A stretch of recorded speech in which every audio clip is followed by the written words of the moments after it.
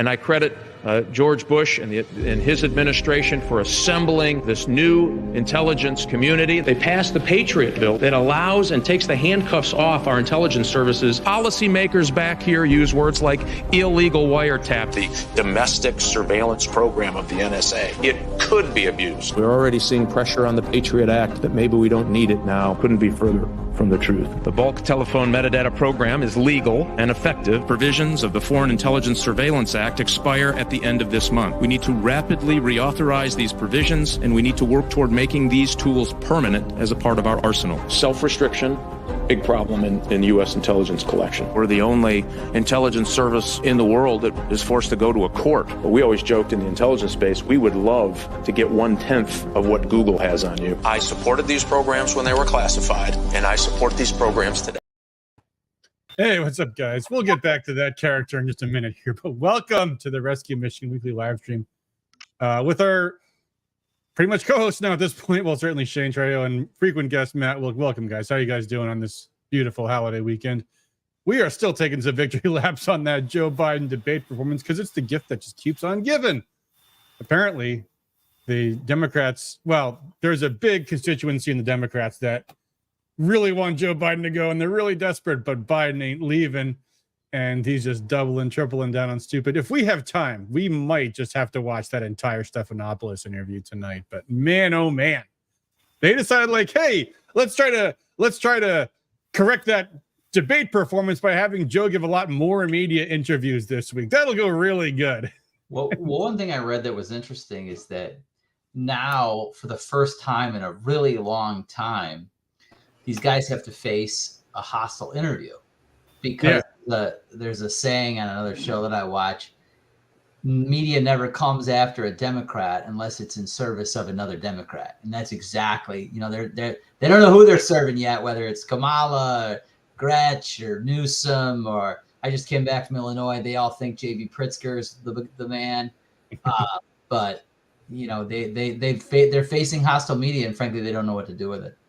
Yeah, we'll have to talk about some of their plans in a second. But first, let me fix my microphone. That's better. First, we got, hey, Patty, how you doing? Good to see you. Hey there. Hi.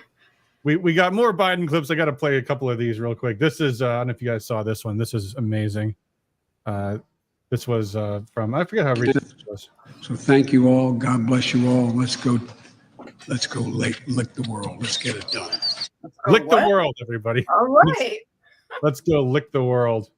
And then this was almost my cold open clip. There's so many of them to choose from this week. But this is real. This is a real, completely real video from Beau Biden from quite some time ago. Here we go. Let's watch it.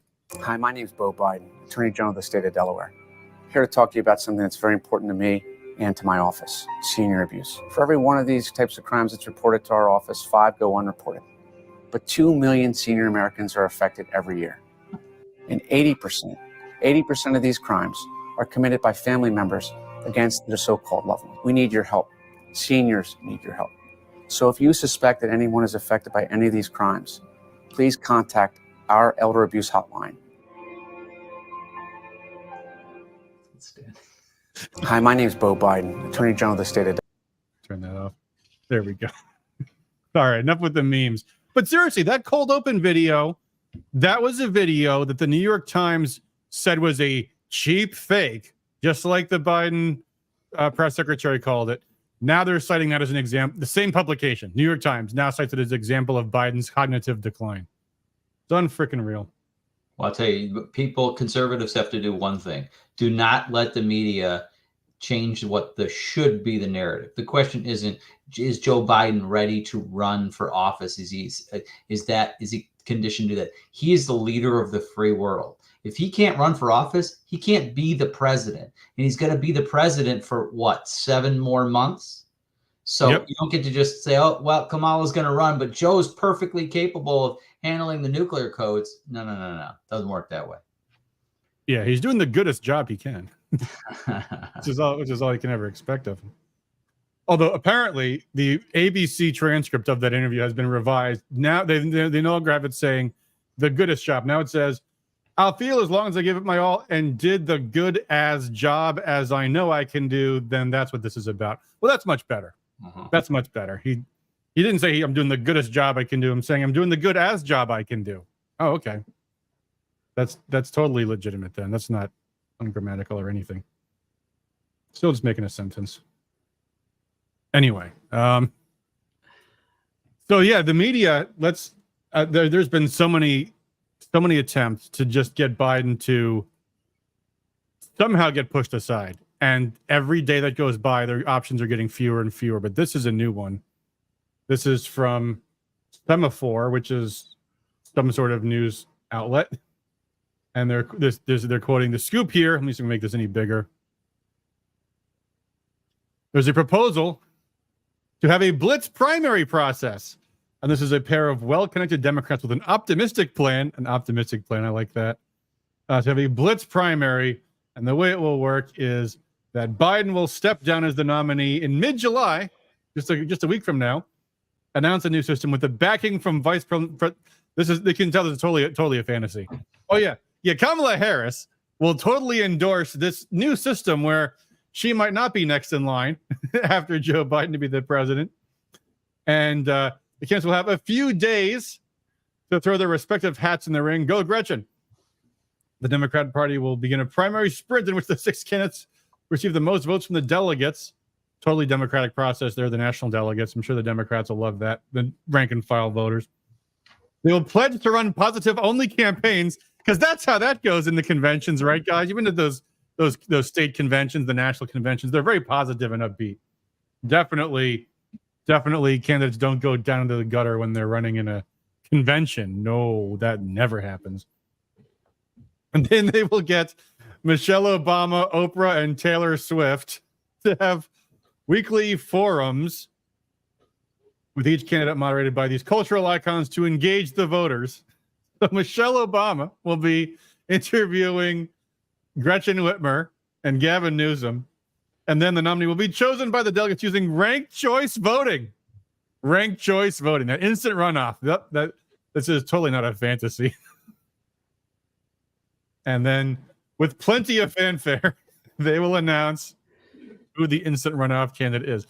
I don't know. This kind of sounds desperate to me. I somehow don't think this will actually happen. I think the plan is going to be that they're just going to keep Biden in there and then just cheat like maniacs. I think that's been the goal the entire time, is just extreme amounts of fraud. They're going to double down on, the mail-ins and the absentee fraud and who knows what else they'll pull. But, they're going to come back with an even more audacious round of cheating than they did in 2020.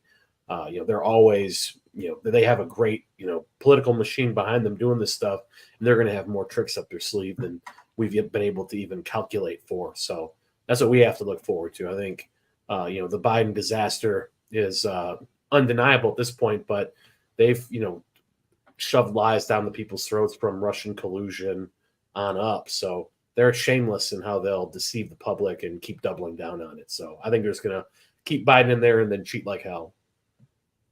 Yeah, I don't think they've got a choice. I think it's too late, and they're panicked, and they're desperate, and it's awesome. I love it. I decided to enjoy some Schadenfreude and turn on MSNBC on the way home and listen to Al Sharpton say, with all the hosts agreeing, there's no possible way they should pick anybody but Kamala. And when they do, they should be cognizant that voters will not choose her because of her race and her sex. And it's just that it's delicious to watch. What people need to understand, and you guys are well aware of this, is that these are political teams. It's not Joe Biden and Barack Obama and Bill Clinton. It's Team Biden, Team Obama, and Team Clinton. And a lot of the members of those teams do not get along. And if you take Kamala Harris as a fourth team, these people are looking at their jobs. Where are they going to be working in February of 2025? And everybody's jockeying for that position. So this fantasy that these teams are all going to get on board and they're all going to be, singing Kumbaya together is no chance. Yeah.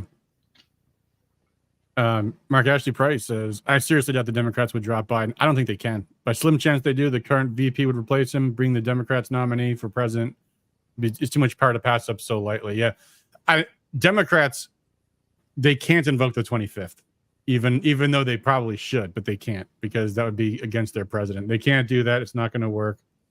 They are stuck. They are stuck. And there's a deadline. That's Dan. You took the words out of my mouth. Look, man, early voting, absentee voting, early. Ballots need to be printed. In the state of Michigan, I believe it's either 24 or 48 hours after the end of the Democratic convention, they must submit a name, and that's it. So if they have whatever it is, 6 weeks to convince Joe Biden, they have 6 weeks to convince Hunter Biden and Dr. Jill Biden that he needs to step aside. And I don't know, I guess I'm with you guys. I don't know how they convince those two to do it. Yeah, I don't see it happening. I think there's like a lot of people who are powerful that like having Joe in there, someone who can not formulate their own thoughts, can only go with the agenda that's being set by the advisors around him. So the advisors are, incredibly powerful in terms of being able to dictate policy. The insiders are, and then, Jill Biden is enjoying every minute of this. She has a nauseating profile, I believe, in Time magazine or Vogue or something. Not Vague, I'm sorry. She was on Vogue, and then Joe was on Vague. Okay, yeah. So Vogue, where she was just talking about how powerful she felt, everyone kowtowing to them. So she obviously gets off on being the first lady. This is what she's been pining for since she was the babysitter or whatever. Yeah. So this is her life's dream. She's not going to give it up. The Democrat insiders aren't going to give it up. So there's no way I see Joe doing the right thing, so to speak, for the Democrats and stepping down. He's going to stick with it because the people around him have too much to gain from him being in there. How much did that dress cost? Yeah. Yep. Joe says, let me say this as clearly as I can, which is he's only able to because an intern wrote this. I'm the sitting president of the United States. I am the nominee. I'm staying in the race. Thank you. Thank you, Mr. President. We appreciate that very, very much. And to Tim Coon's, whose question was it? Tim Coon's comment. I'm not sure that she even can inherit his campaign money. Although to that point, she can. Yeah, she can because it's the formal campaign is the Biden-Harris, and that's because that was from the beginning. So, or from I guess last year, August or 2020 August. So they've been raising money or that. She's the only one that can, but no one else can. Yeah. Although at any rate, it should be pointed out though that a lot of their money just doesn't go to the campaign. It goes through all kinds of other entities. Right. Their dark money is a sight to behold. Yeah. Heather Dow says the Dems are divided at the state level too. It's glorious. Yep. There's been a lot of that going on recently. Didn't Whitmer lose a finance chair or something like that this week? I believe I read that someplace on the internet. I was looking for that and I couldn't find it, but I'm sure. Michigan Dems did. Michigan Dems lost two high up finance positions. Awesome. Nothing wrong with that. I'll take it. So there's been some other elections recently. Britain and France just had elections, so in Britain, Nigel Farage's new party, the Reform Party, got 6 seats in Parliament. I think it's 6 seats. Maybe it was only four. But it was like, maybe it could have been 6, but it went down to 4. Nevertheless, this is like if the Libertarian Party got 4 seats in Congress in an election. That is a watershed moment. And they just formed 6 weeks ago, I think. A brand new party. That's why they called the election so suddenly, was just to stop them from being able to organize. And the new government, which is all the liberals, not because they got this sudden flood of new voters, but because a lot of conservatives just stayed home because Rishi Sunak destroyed that party, supporting the Ukraine war and everything else. And the new prime minister, Keir Starmer, the Labor Party equivalent of the Democrats, says, yep, we're going to do everything that we used to do. We're going to support Ukraine. We're going to spend all of our money supporting Ukraine. And screw the British people. We don't care about your problems. We're fighting a war here that we're losing. So meet the new boss, same as the old boss. But, keep in mind, in Britain, there is no president. It'd be like if Mike Johnson was the president. Like their legislature is the executive branch. So because we directly elect our president and we directly nominate our president, We got Donald Trump. If we didn't have that process, we'd have Mike Johnson. And in Britain, where they have that choice between Keir Starmer and Rishi Sunak to get people voting for the brand new party with Nigel Farage, that's a big thing. And didn't they clear something like 12-ish% of the vote too? 17, some big number. Yeah, which is huge because they have the same problem that we do. That voters go, well, I got to choose the lesser of two evils, so I'm never going to vote for any third party. So, yeah, Dan Lawless says Sunak was the last of a line of conservative prime ministers who squandered their mandate and failed to honor their campaign promises. Yeah, Liz Truss, Theresa May, yeah, all gone. The Zelensky curse, and you know, they're all going to whipsaw against the Labor Party now because they're not going to change anything. They're not indifferent than the Conservative Party was. It was the Uniparty at work, but Farage's party much going to get bigger and bigger. I think. France, almost the same story. Apparently, we're hearing that they did not get the majority in Parliament, which would still be pretty amazing if they did. Le Pen's party, what's it called, the National Rally Party. Rassemblement National or something. Anyway, right. Yeah. What I had read was between the two votes, so they had a one vote and then a runoff. Yeah. The Ensemble Party, that's Macron's, and the far left agreed to poll candidates. Yeah, they got all their people right, so they could get more of their candidates in. Now for Macron, that's making a deal with the devil because a lot of the things that the far left party wants to do are exactly the opposite of what Macron did, like raise their retirement age from 60 to 62, change some other things. And his choice was clear. Do I want to have a legacy of my policies, or do I want to make a deal with the devil to stay in power? And the answer is obvious. He wanted to stay in power. Yeah. But nevertheless, Le Pen's party almost doubled their seats in the French legislature. So that's more of them being on the up and up and more people just turning their back on the uniparty. Like in France, it's like the center left and the far left. Are there two parties? Because that's the way, I mean, it's Europe. But still, more and more people go into the so-called far right, even though they're really just a centrist party. But yeah, and with with Macron dealing with the far left communists or whatever, that means he's going to go more to the left. He's going to double down on all the failed policies. They're not going to do anything about the Muslim migrant problem they have there. So they're just going to double down on everything that Macron failed at. It's going to get worse, and then more people will go to the National Front. So it may be, disappointing to a certain extent, but on a long trajectory, the right-wing populist party there under Le Pen is just going to keep growing and growing and growing until they inevitably get power, and they can't, there won't be enough other parties to band together to stop them like there was this time. Yeah, I mean, people are just going to realize there's no real choice between these other two. They're all the same. It's always the same story. It's been the same story for year after year.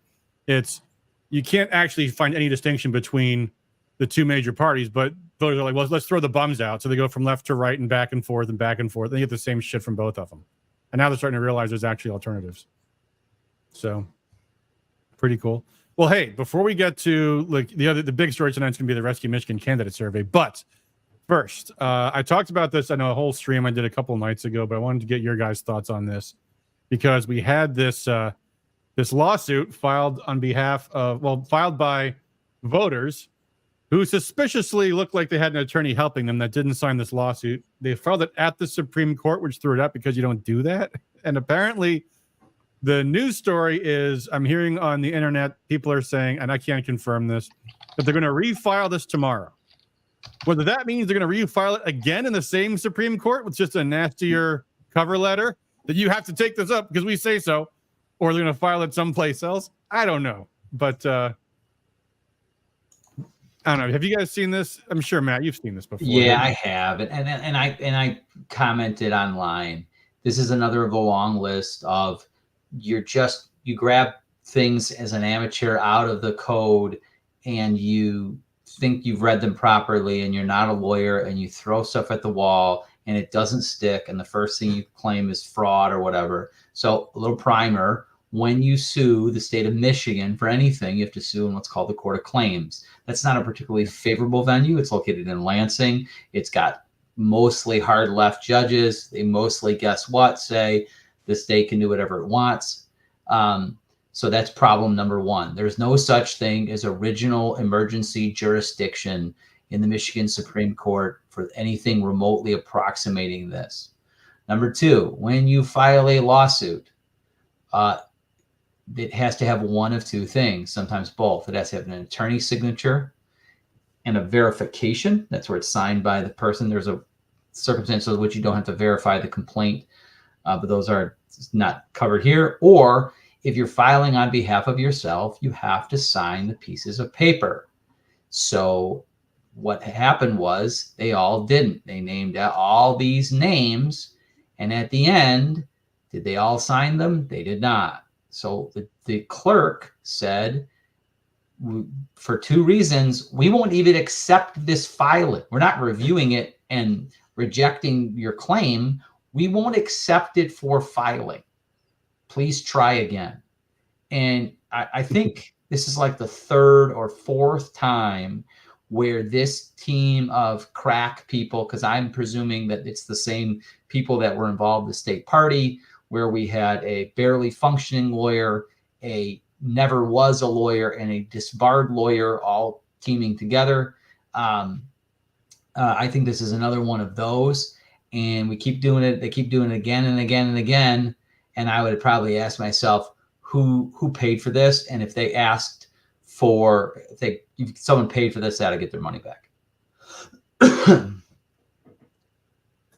Yeah, there's 130 people's names on this, but how's the court supposed to know that any of these people want their names on it if they don't sign a piece of paper saying, that's exactly right. I, Marie C. Caldero, approve of this lawsuit that my name has been filed in my name? You know, you kind of have to do that. Otherwise, what's the court going to think?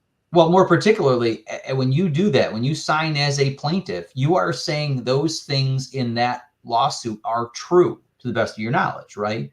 Yeah. And when you're an attorney, you sit down with the client and you go, number one, number two, number three, and you go through all the different parts of the pleading and you make sure that they don't disagree with you on the way you've written them. And did they have a mass Zoom call with all these people and they're all on it? Or did they just pass it around and say, we want signers? And that's just not how the legal system works.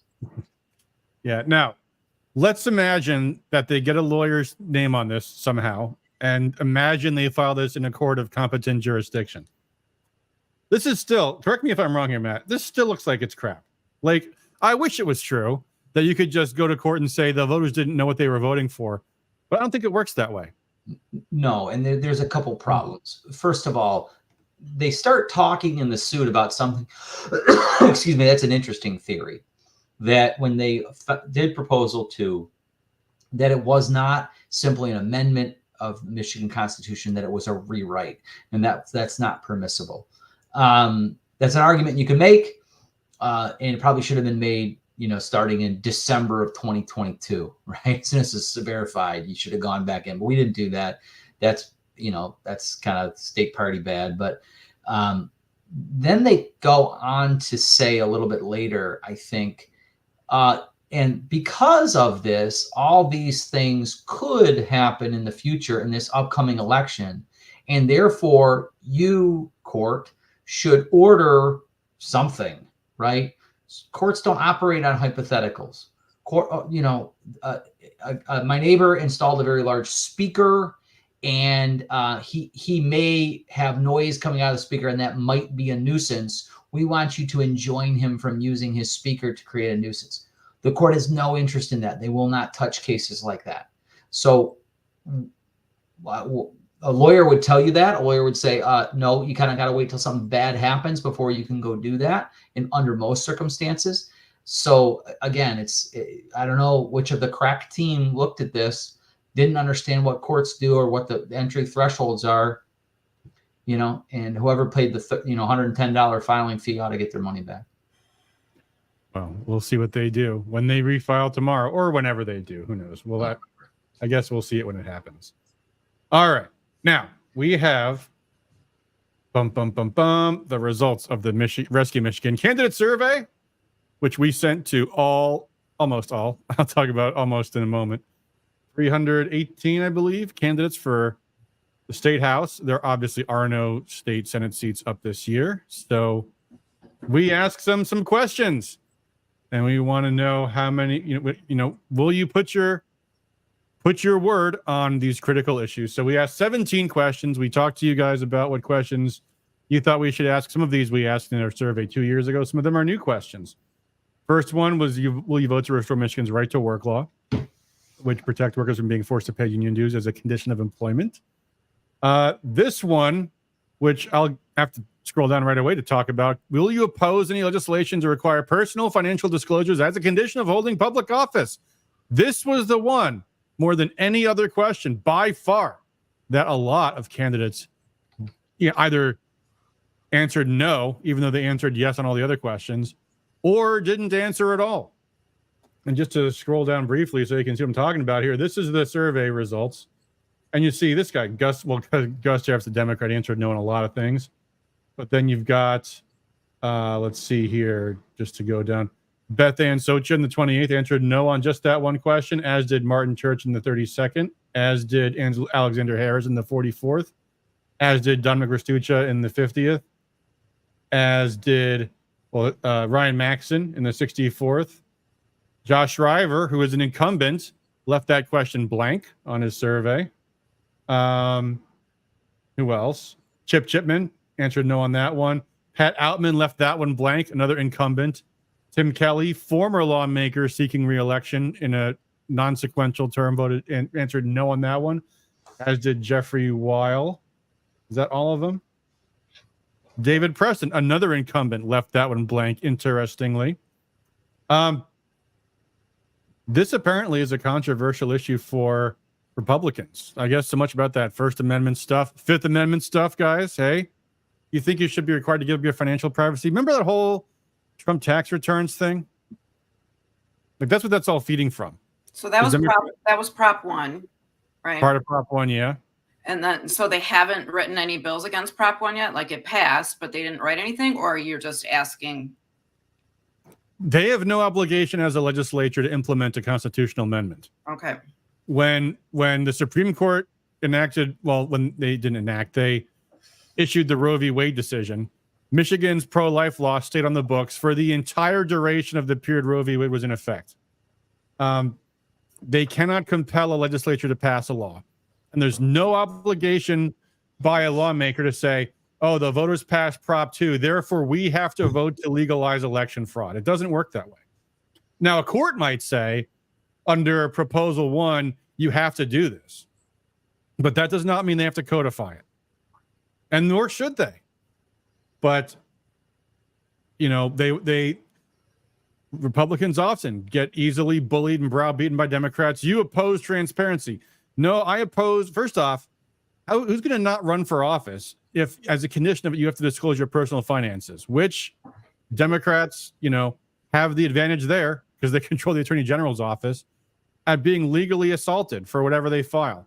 They can get thrown off the ballot for lying on their filing, something like that.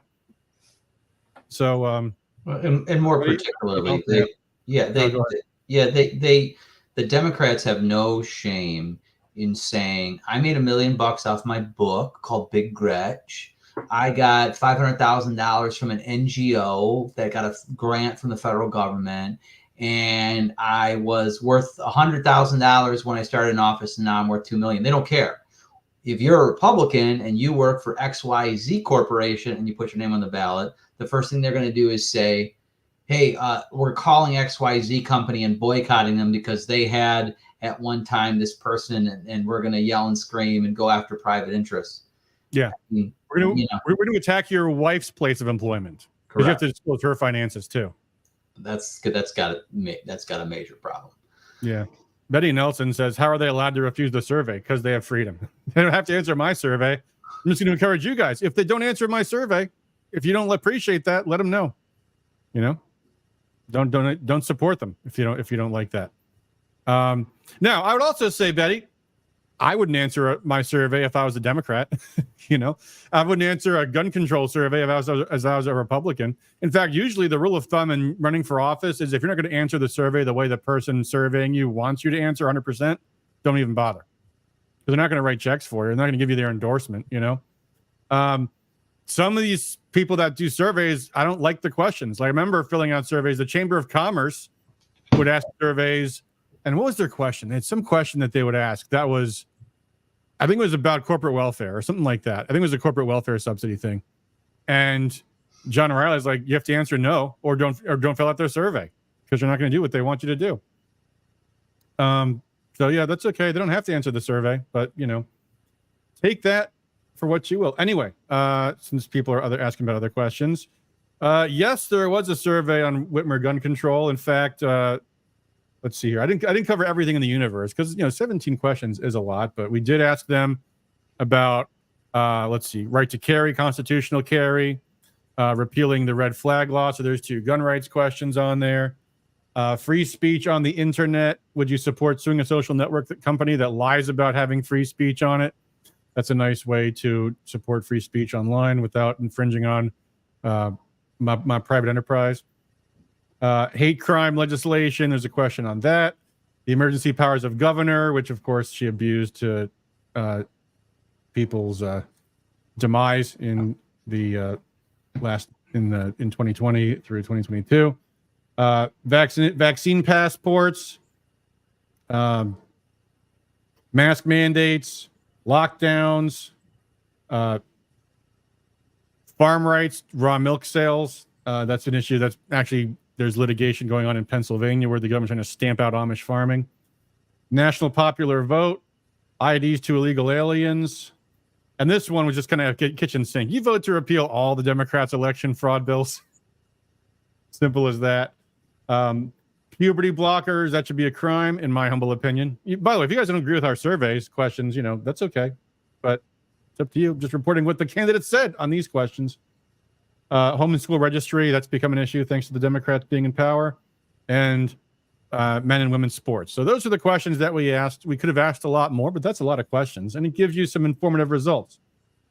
So here we go. By the way, some people have suggested, very low survey response rate. But again, if you're not running against in a primary challenge, if you're an incumbent, if you're a Democrat, you wouldn't want to turn in our survey. So we're not going to expect any answers from Democrats, though we got a few. So thank you to Gus Tara for answering our survey, although I don't think this will help you in your primary. But there you go. And, leadership will tell Republicans in the House, don't answer surveys like these because the Democrats might use them against you in the general election. Well, okay, fine. Be my guest. It's up to you. I don't mind. That's not my problem. That's why Democrats ask their candidate surveys. The pro-abort groups will put out a survey saying, hey, you support abortion at 9 months, right? You support dismemberment abortion, right? You support sex selection abortion, don't you? Because they'll not support any candidate that doesn't agree to all those things. So, yeah. So be it. But here we go. What would be interesting, Adam, is to take a look at all the Dem responses and see if there's consensus on any issue, because that's interesting. Well, if all the D's agree that X and you agree, you got 2 guys sitting down having a beer and you're like, wow, I didn't realize we agree on this. Then when you talk about, the uniparty and incumbency and all that's the demonstration of it. Yeah. Well, unfortunately that we do have this Larry Knight fella running against John Roth as a Democrat in the 104th district who answered no to every single one of our questions.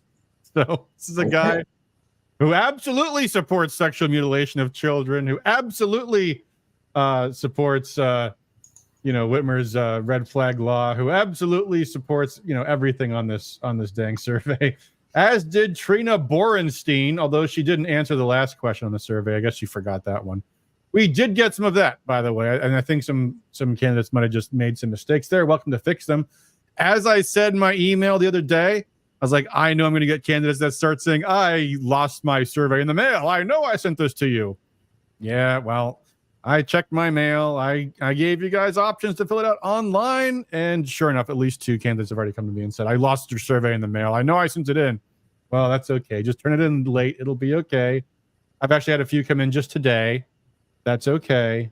You can tell people who yell at you that you didn't fill out the survey. Well, now I did, so very good.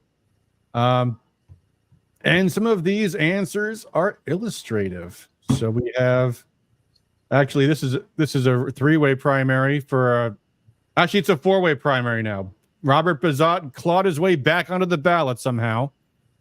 He is the incumbent who got thrown off because he doesn't actually live in the district, and somehow he got back on in a technicality. But 4 Republicans, including 3, are primarying him, who submitted the survey, and they answered all the questions yes, although Dominic Rastucci answered no on that one. That's kind of a tough race, but then there's some that are more clear cut. So let's see, for example, this is actually a swing district.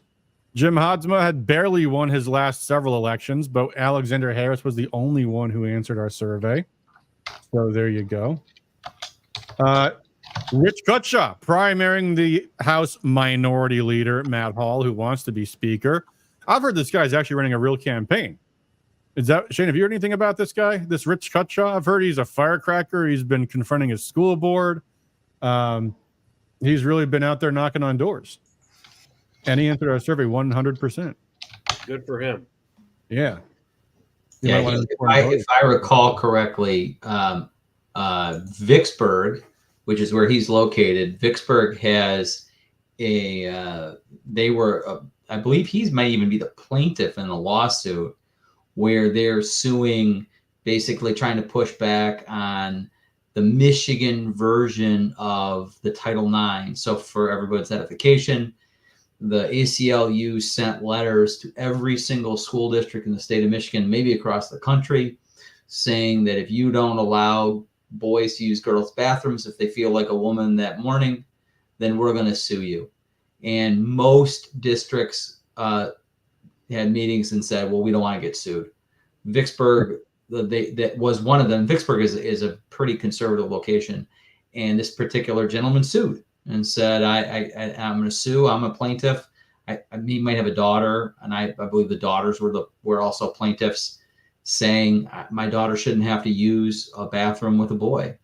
And, put me in a time machine and put me back 10 years. And if I said this out loud, people would be thinking I'm nuts, but that's what he's doing. So good for him.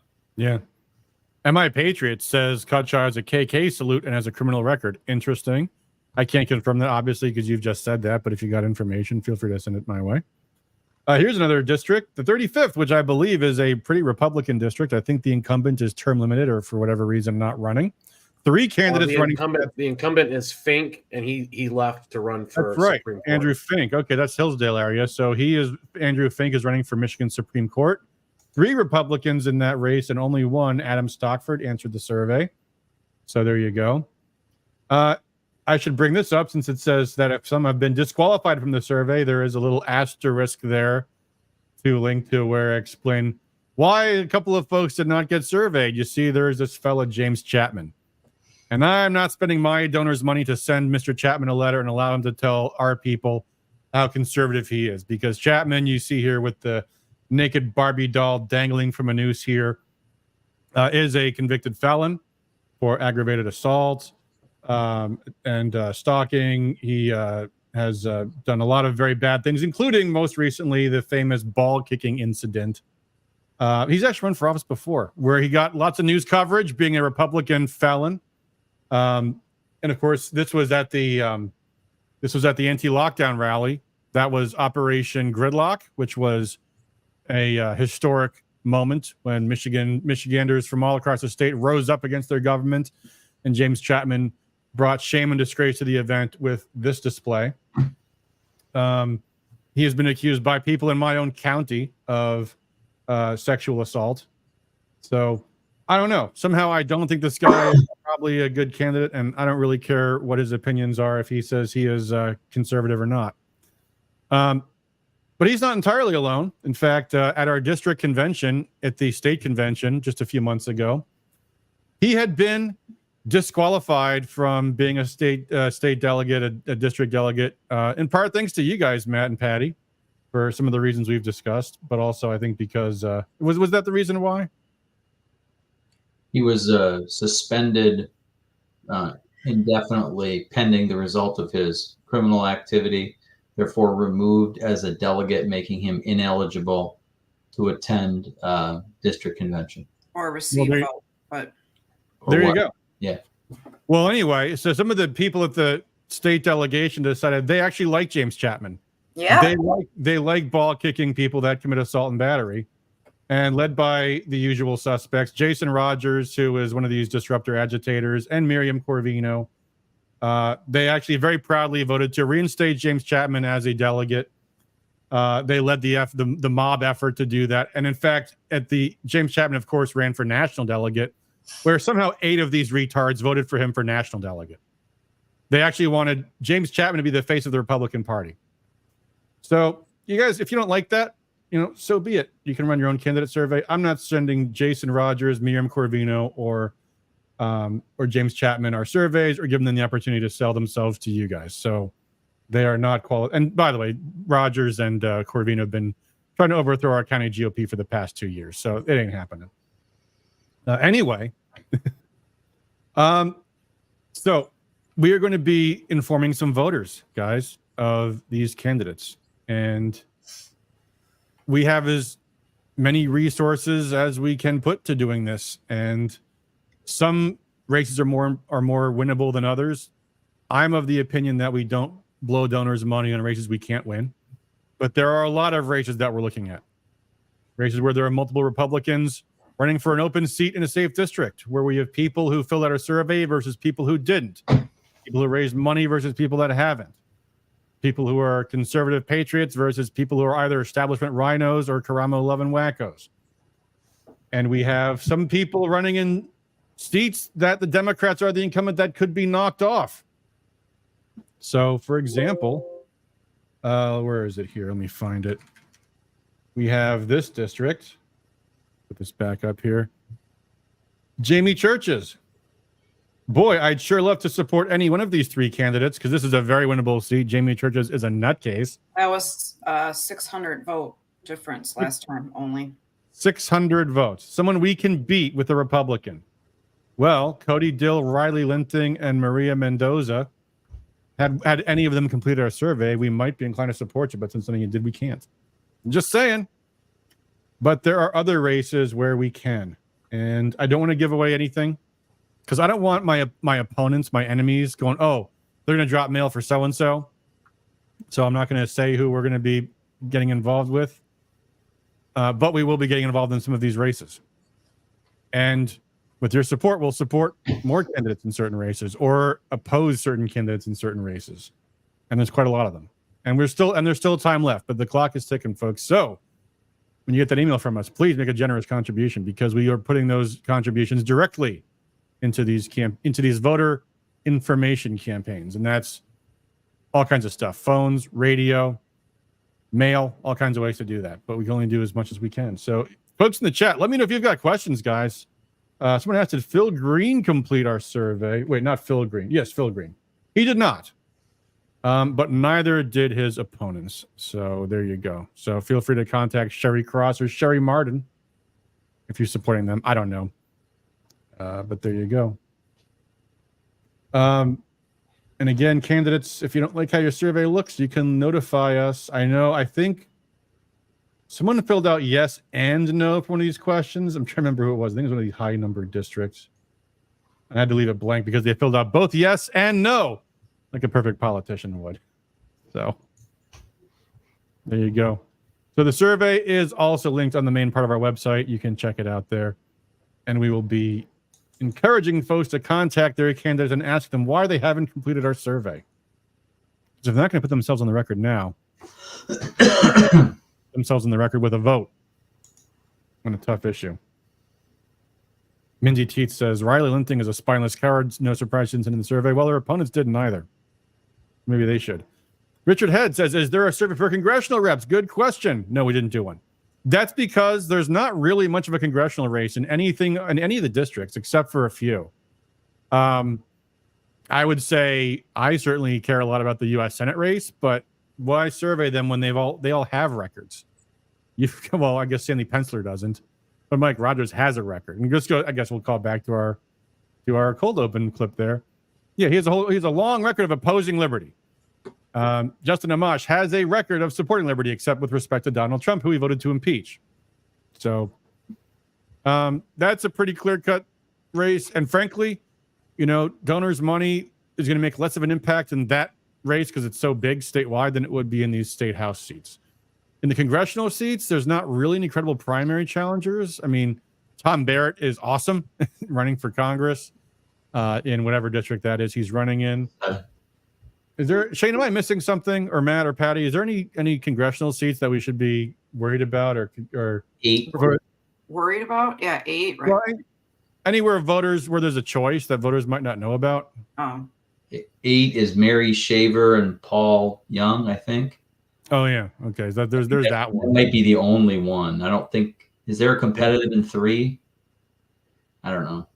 But in the 8th, I mean, for those two people, does it really make a difference who wins? I mean, neither are very impressive candidates, in my opinion. There you go. Yeah, Richard says, I'm not sure about Paul Young. Paul Young moved from Washington, D.C. to run for that congressional seat, and this is now his 3rd attempt. So, in fact, he originally ran for the district in the old 8th district, which was like Livingston, Oakland, and Ingham County. Now he's moved up north to run for a different seat. Renee says Mary Draves is the other one. I don't know much about Mary Draves. I know Paul Young. Does John James have a primary challenger, or there's just like 5 or 6 Dems on the other side? Yeah, he has no primary challenger. Okay. So, yeah, so we didn't bother with the federal candidate survey. But, it is what it is. I feel like people are going to hear enough about the congressional races. People don't hear enough about the state house races. Yeah, yeah. So, but we will be doing some informing, and with your help, we can inform more voters in more districts. And last time, who did we get involved with in the races last time? I know by the way, one of them is running. Check this out. Here's one to take a look at. 2 years ago, there was a race between 2 incumbents for the same seat because of redistricting, Andrew Beeler and Gary Eisen. And Gary Eisen, who is now running again, he had a reputation as a conservative. He was very pro Second Amendment. In fact, he had where offices like to have candy jars. He had a bullet dish, and he gave out little baggies of 9mm 40 cal and 45 auto ammo. However, he voted for a bunch of corporate welfare subsidies, ended up with a very poor score on our candidate report card, and he was a big pusher of automated traffic cameras. So we dropped mail against him. And lo and behold, Andrew Beeler won the seat, who had a much better voting record. And he was not running for re-election this time. I think maybe he wants to be a state senator in 2 years, I'm guessing is why he didn't run. But Gary Eisen is running again, has failed to turn in our survey. However, Ryan Maxon and Joseph Pavlov, who I guess is Phil Pavlov's cousin, former lawmaker, so in their survey. Fun fact, that's my hometown, that race. Oh, yeah? Port Huron? Joe Pavlo was a teacher at my high school, Mr. Pavlo. Pavlo. I just don't pronounce the V. Pavlo, yeah. And then Georgia Baldwin is not related to me, but a relative of a relative of a relative. So, and she was a township supervisor and then a county commissioner, and now is running for state house. So, by the way, Joe Pavlo mailed in his survey, and these last 3 questions were all on the back of the last page. I think he just missed them. So, Joe Pavlo, if you want to complete your survey, you can drop us a line, and we will update our results there, because I think he just missed them, which happened. So, all right, I'll send out the bat signal in Port Huron and get people. Yeah, but these other guys, Gary Eisen, didn't even bother returning his survey. This is a race you might want to get involved with, folks. I've heard this: 5 Republicans running in a safe Republican district. I would like to see someone who put themselves on the record as a supporter of liberty in that seat, and we've got, it looks like, 2 of them. That D response is really interesting, isn't it? I'm a D running in a safe R seat, and wow, I agree with almost everything you say, Adam. Yeah. What are those questions? Let's look at that. 4 7 and 14 were the ones they voted no on. Constitutional carry, Emergency Powers of Governor Act, and the Democrat election bills. They voted with, they put themselves down as Democrats on all those. But everything else, ID cards for illegals, national popular vote, raw milk. Well, that's a bipartisan issue, I think. The lockdowns, the mask mandates, interestingly, also I don't believe them because Democrats all vote the same anyway. Well, that's the important once thing. they get to Lansing, they'll vote how they tell them anyway, no matter what they put on the survey. Right. Well, then that makes them a liar, and then they can get beaten up for that too. They're politicians. Yes, and politicians are very good at not getting caught in lies. That's why getting them on record is so important. Mark Ashley Price says, I just seen the Secretary of State today. She was attending a Get Out the Vote event today in Highland Park. Yeah, they might have a Get Out the Vote problem. I don't think a lot of Democrats like Jocelyn Benson very much, or Joe Biden, more importantly. Well, what are they saying now? Like internal Democrat polling has Biden down 7 in Michigan. Yeah. All right, guys. Should we watch the clip? I think we should at least watch a little bit of the Joe Biden Stephanopoulos interview because it is hilarious, and right from the beginning too. Jason Mickelborg says, "What district is Kutshaw running in? He has signs in everybody else's district. We don't need another person that doesn't know where he's at. We already have Brandon in office. That's the Matt Hall seat, which is the Kalamazoo area seat." Jason, Right. If he's sending out yard signs outside of his district, then that's a very bad sign.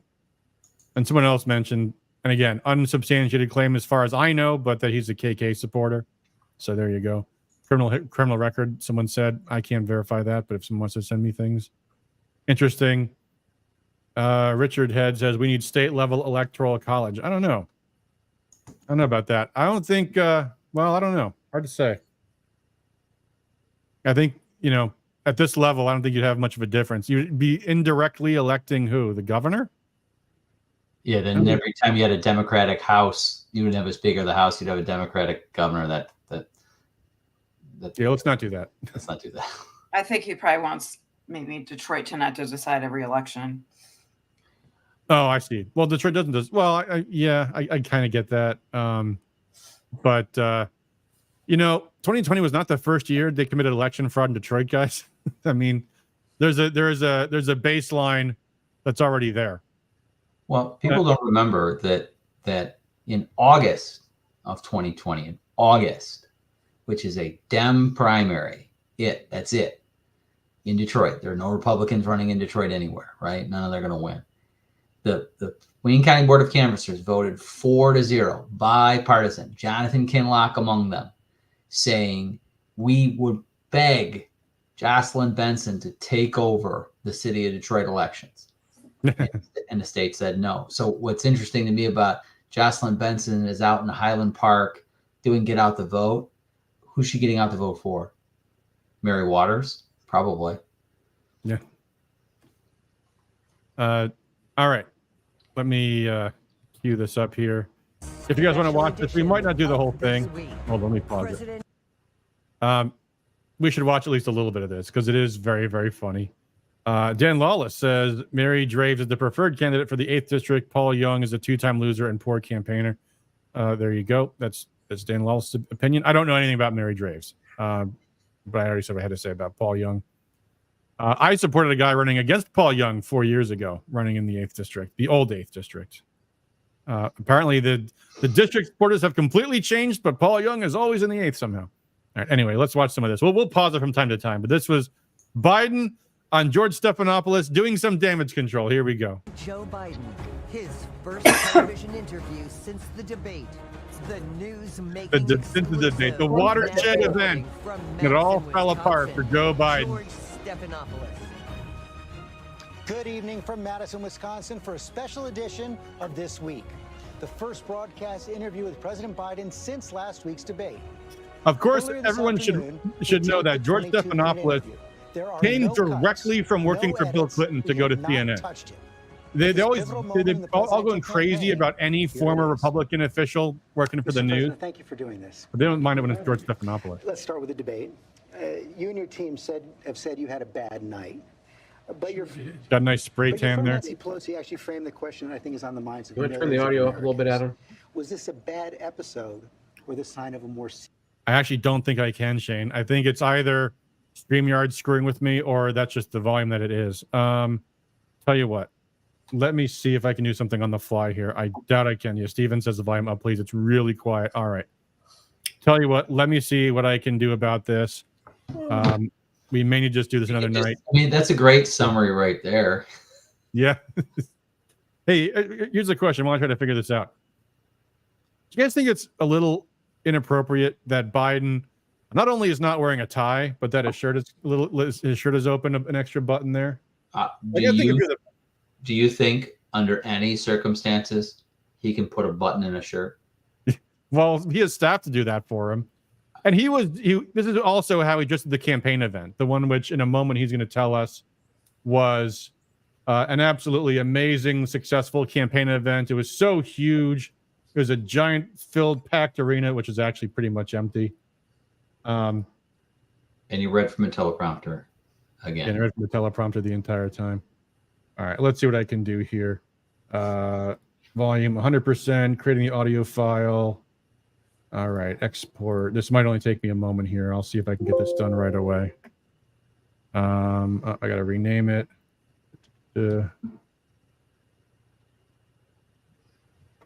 All right. I think we'll have this going in a second here, guys. It won't take very long.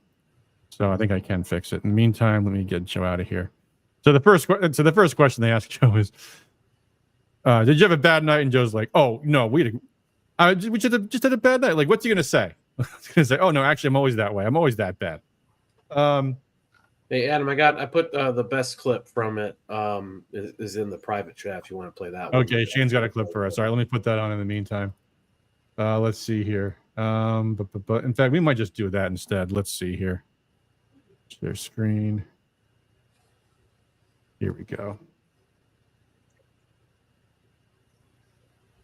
Hold on. And every single person we polled thinks that. Is there lag going on here? What's happening? Why am I in the stream? Hold on. Something crazy is happening here. Let me try this again. Share screen, share Brave tab. Let's see if this goes normal again. Okay, that looks better. Here we go. Shane, why are you smiling like that? What's happening? I'm seeing like go back to the beginning of it. It starts at 6 seconds for whatever reason. I'm getting like picture in picture here. African Americans, they all say you're a retard. Hispanic Americans also think that you're retarded. Oh, okay. They call you El Retardo. We even polled actual retarded people. Even they say you sound absolutely retarded. You see where this is going, Mr. President? Well, I just had a bad night. Oh, Shane played a trick. Nice. I like it. For some reason, sorry for the spaz out there, StreamYard was showing me like, it had like this Hall of Mirrors effect where there was like images of us within the image. I don't know what's going on with that. But, okay, the conversion is like half done. I'm going to just play more of the clip for now. And then when it's done upscaling the audio, we can switch over from one to the other. I think it's the only way we're going to be able to do it, guys. Otherwise, there's going to be just too much dead air. So let's skip ahead a little bit here. I didn't listen to my instincts in terms of preparing, and I had a bad night. You know, you say you were exhausted, and I know you've said that before as well, but... So he said, I didn't listen to my instincts. And I hold on, let's go back. I think I missed it. Did he say, here we go. Was this a bad episode or the sign of a more serious condition? It was a bad episode. No indication of any serious condition. I was exhausted. I didn't listen. There's no indication of any serious condition. Listen to my instincts in terms of preparing, and I had a bad night. Okay, you say you were exhausted, and I know you've said that before as well, but you came, and you did have a tough month, but you came home from Europe about 11 or 12 days before the debate, spent 6 days in camp. He came home 11 or 12 days ago and spent 6 days before the debate. So you're lying about saying I was jet lagged. You're lying about saying I was tired from all that world travel. And this is what he says. Because I was sick. I was feeling terrible. Matter of fact, the docs with me, I asked if they did a COVID test because they were trying to figure out what was wrong. They did a test to see whether or not I had some infection, a virus. I didn't. Oh, yeah. The doctors thought, I said I was sick. The doctor said I wasn't. Look, I'm the primary caregiver for an 83-year-old man. And I can tell you, I'm watching all of us on the screen, and we sit there, we're waiting, our mouths are not open. My 83-year-old father will sit there and his mouth will be open, waiting for, I mean, it's anyone who has a relative this age that's going through like some old age stuff, they know exactly what this looks like. Yeah, that's the thing. As people know what they see right in front of their eyes. It's right there. And there's no denying it. But they just they have to stick to their story. It's so bizarre. All right, I do now have the fixed audio file. I hope. Let's see how this sounds. Let me see if this sounds better, guys. Here we go.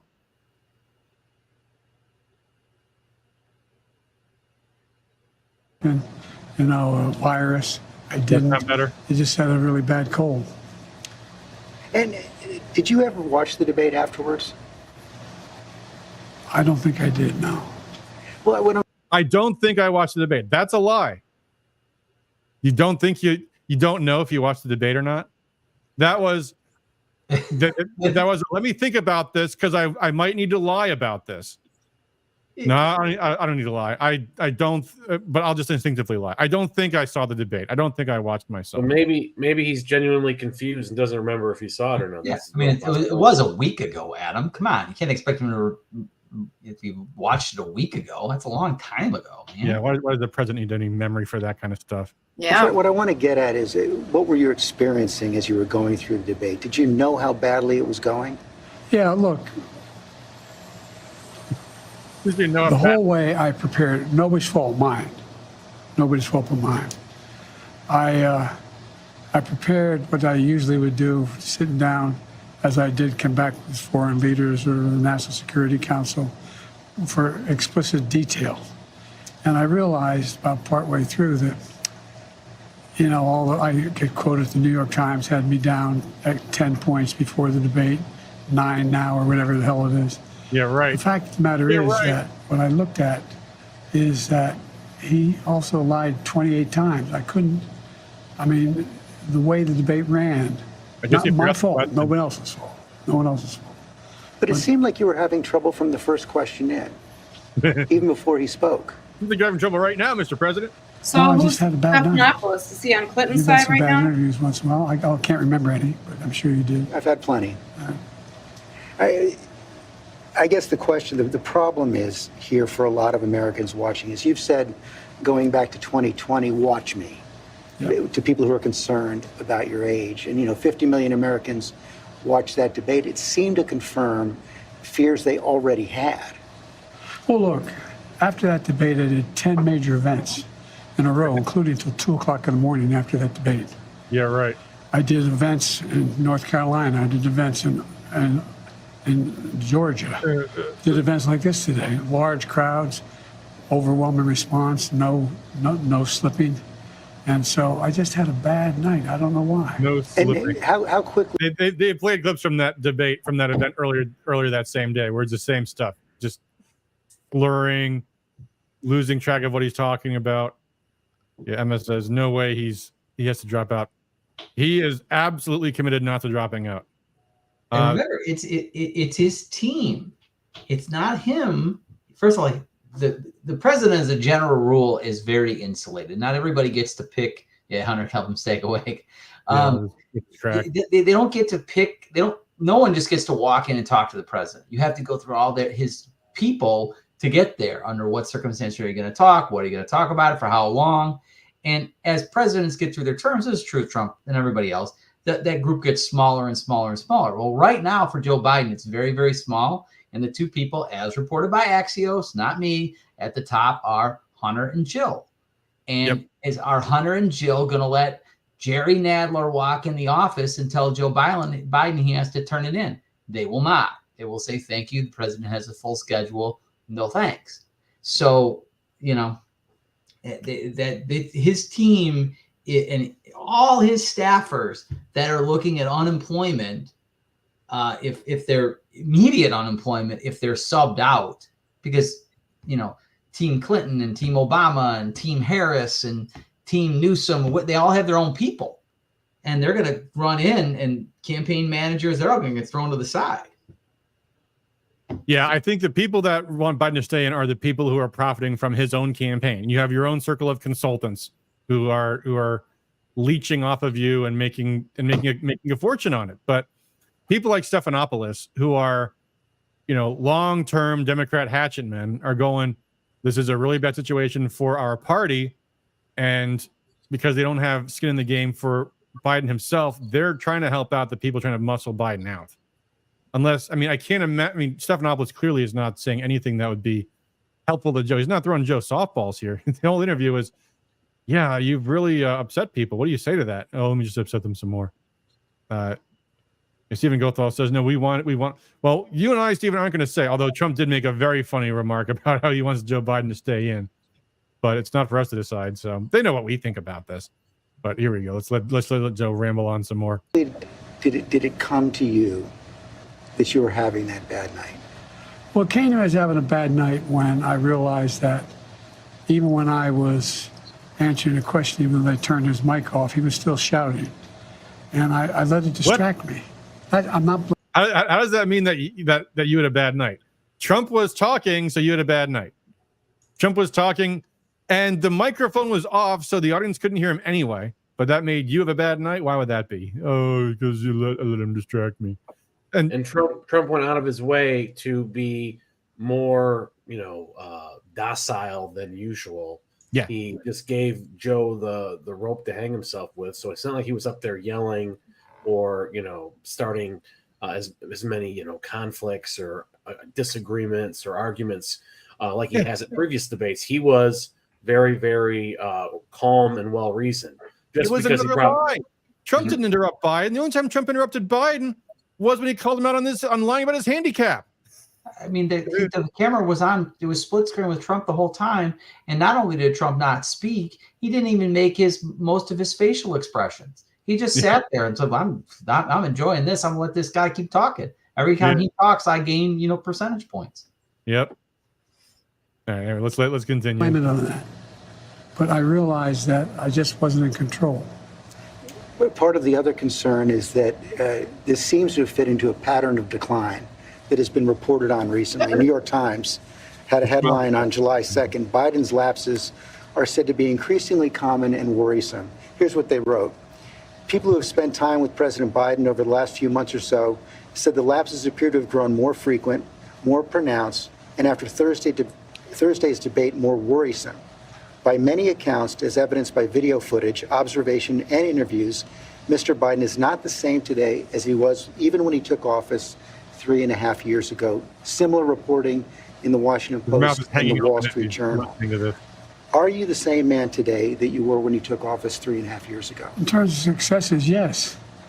I also was the guy who put together a peace plan for the Middle East. That's funny that today he's taking credit for the peace plan, because I thought it was the Israeli peace plan or the American peace plan. Who knows? They keep changing. It's Joe Biden's peace plan. He put that plan together. Sure he did. Jeff Fuss says, I'm sure that the caterpillars on Trump's eyebrows were screaming to Joe in cryptic sign language. Jason Mickelbert says, I have no idea. I'm lost on that, Gaff. Yeah. Becoming to fruition. I was also the guy that expanded NATO. I was also the guy that grew the economy.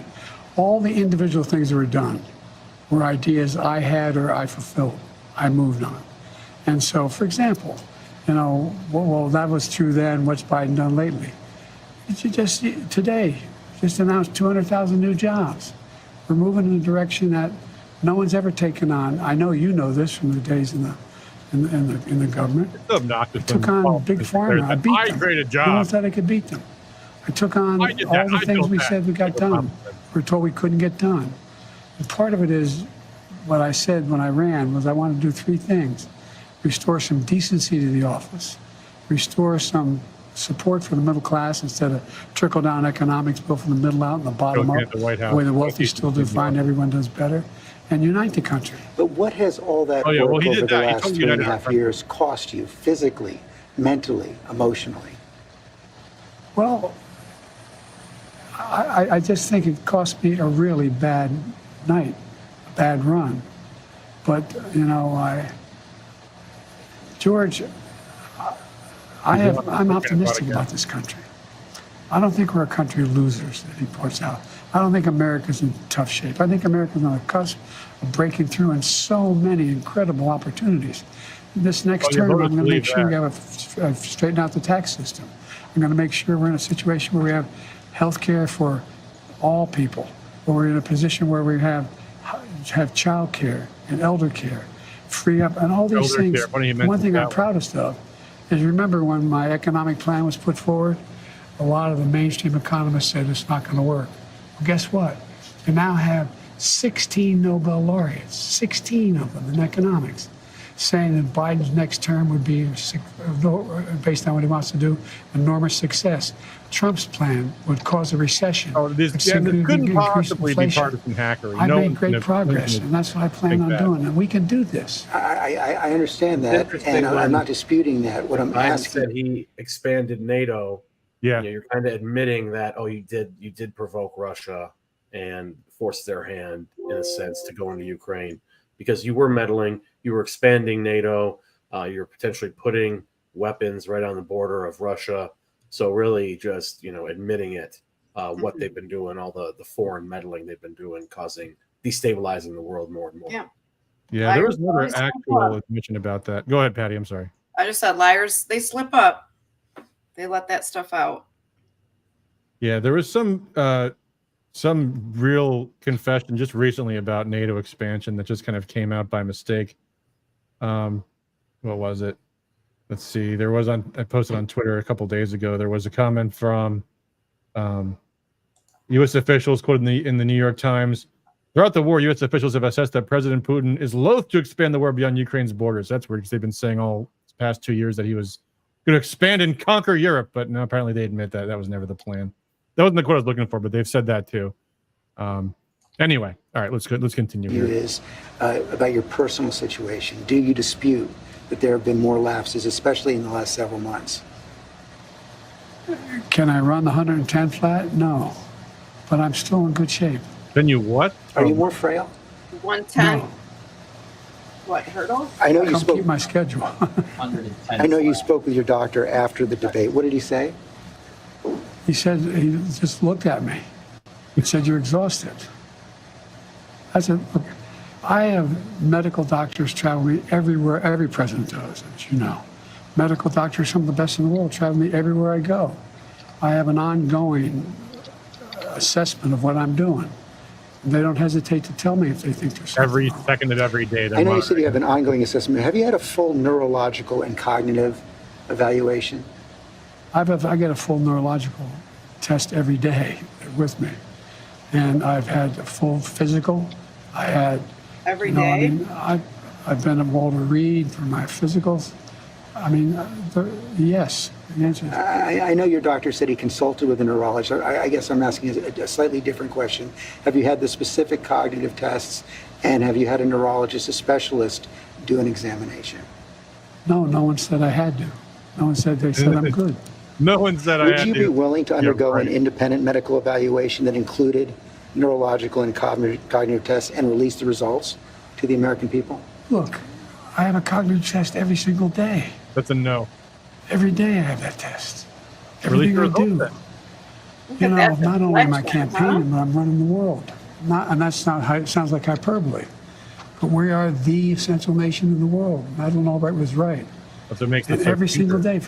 By the way, the new narrative, look for your Democrat friends saying this soon. Do we really need a president at all? The media's been floating that now, too. Isn't it okay just to have advisors telling him what to do? That should be fine, right? We don't need to have an I want to compare teams. That's the next thing. And I had the pleasure of watching this interview live with a good relative of mine who he's a Bill Maher liberal. Okay. Yeah. So Bill Maher, as you know, has been like saying to everyone, they'll listen, that he's crazy, they're going to lose. He's deathly afraid of Trump, hates Trump. And I didn't watch. I listened to the interview, and I would just watch. And at the end of the whole interview, put his head in his hands, because he knows he's not going anywhere voluntarily. And keep track, because every time they bring this guy out, the news is gonna be about whether it was in front of a teleprompter. Did he take questions? When's the last time he took a press conference?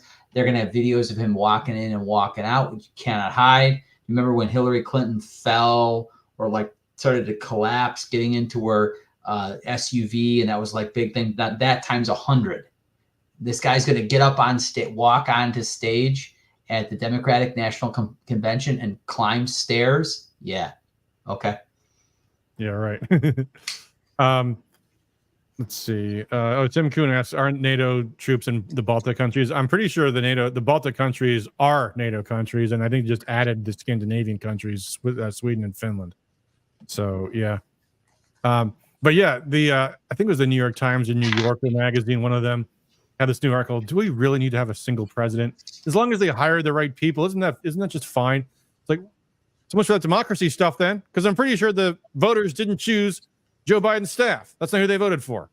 Yeah, they're literally arguing for the permanent bureaucracy in Washington, D.C. to have control over all policy, regardless of who the public votes to put in there. Public has sold a bill of goods that, it's going to be Biden or whoever calling the shots, but then it's a secret, unaccountable cabal of bureaucrats who really call the shots, and that's supposed to be good. That's supposed to be democracy, and anyone who goes against that system is a terrorist or fascist. Dan Lawless says, if there are stairs at the DNC, the set designer needs to be fired. Yeah.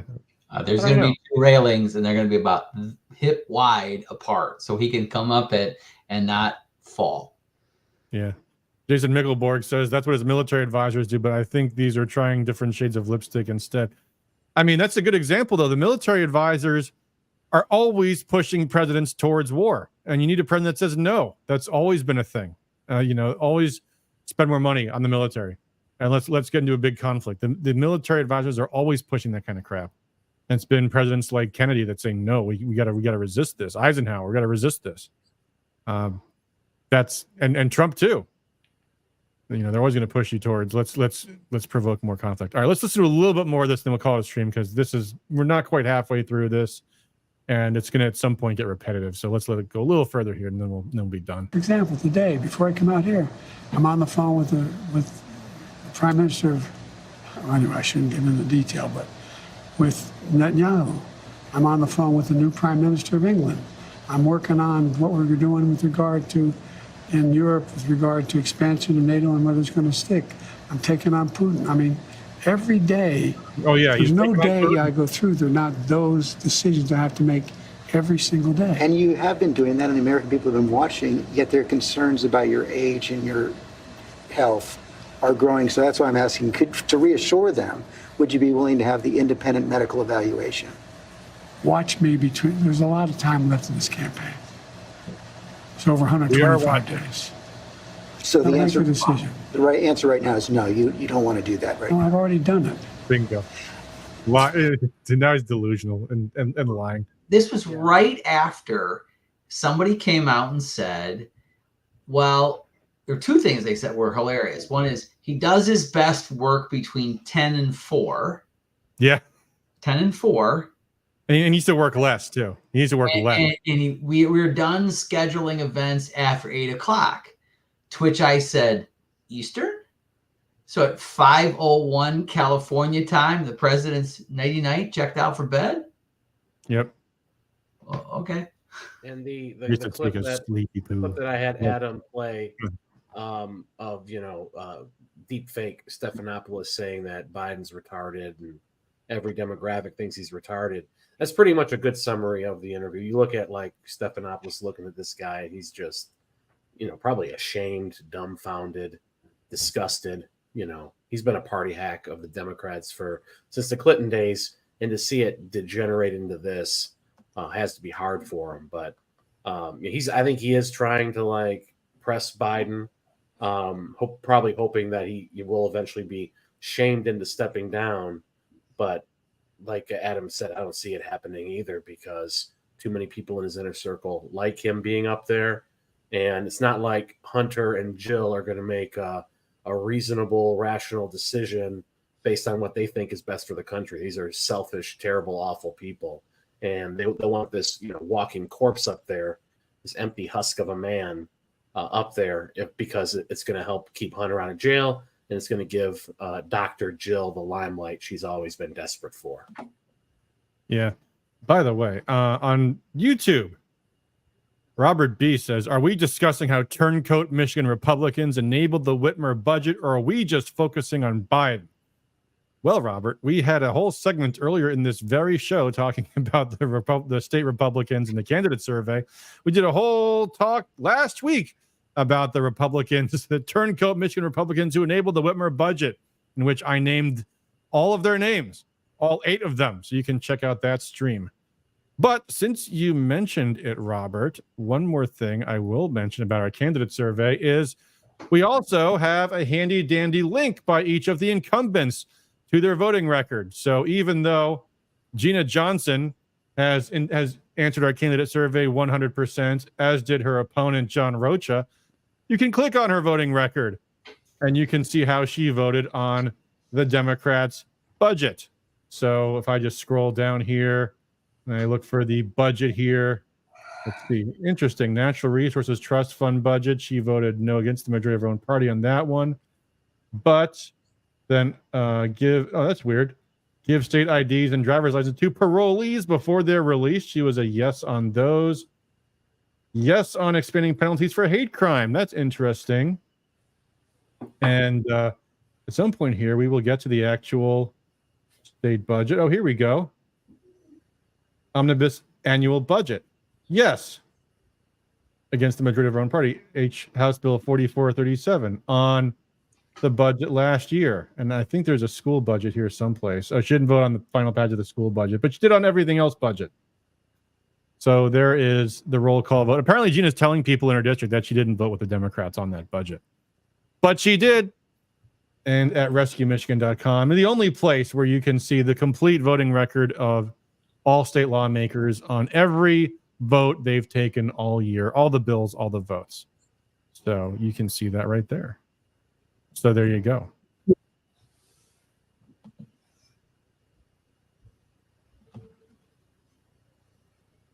They're about the future, not the past. They're about tomorrow, not yesterday. And the question on so many people's minds right now is, can you serve effectively for the next 4 years? George, I'm the guy that put NATO together, the future. No one thought I could expand it. I'm the guy that shut it down. No one thought could happen. I'm the guy that put together the South Pacific Initiative with AUKUS. I'm the guy that got 50 nations, out, not only in Europe, outside of Europe as well, to help Ukraine. I'm the guy that got Japanese to expand their budget. Yeah, he got the Japanese to expand their budget. That's what we want. A president that's worried about the Japanese budget. Yeah, he expanded AUKUS. AUKUS, the Australia, UK, US military alliance that no one in the world gives a shit about. He actually expanded BRICS, if you think about it. All the countries in the world running to join BRICS to be against the United States' economic hegemony. Thanks, Joe Biden. The foreign stuff is the worst thing about the Biden administration is his foreign policy, and that's what he's running on. Unbelievable. No one's going to call him out on that. Mark Ashley Price says, I must say goodnight. It's getting late for me. Mark, thank you for joining us, buddy. And I think it's kind of getting late for us, too. I think if you guys want to see this whole interview, it is on the internets. But that's about enough of Joe Biden for one night, I think. Do you guys have any events you want to plug? Anything coming up? I know I have to think about the primary election as my main focus between now and August 6th. We got 1 month, folks. 1 month. I got something to plug on Wednesday. On Wednesday,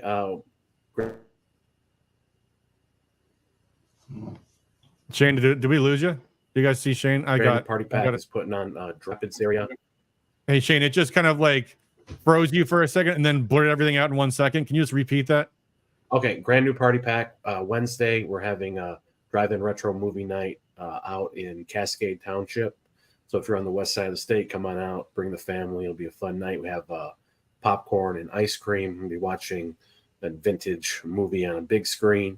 So come on out, check that out. And all the proceeds are going to go to supporting the candidates who filled out all yeses on the Rescue Michigan survey. So it's going to go to good candidates.